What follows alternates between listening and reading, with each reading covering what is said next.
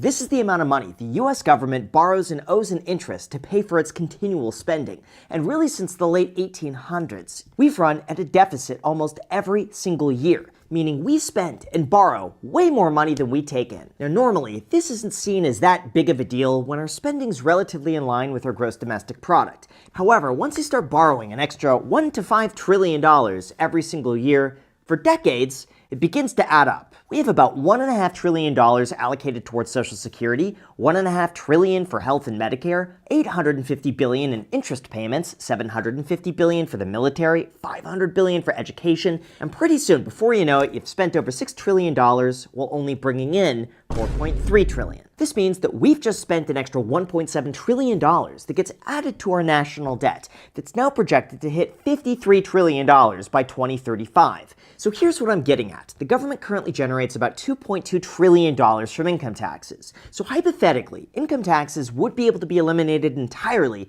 if the government could somehow spend $2.2 trillion less, make $2.2 trillion more from tariffs, or force a combination of the two. And in terms of the likelihood of this actually happening, here's what I found very surprising.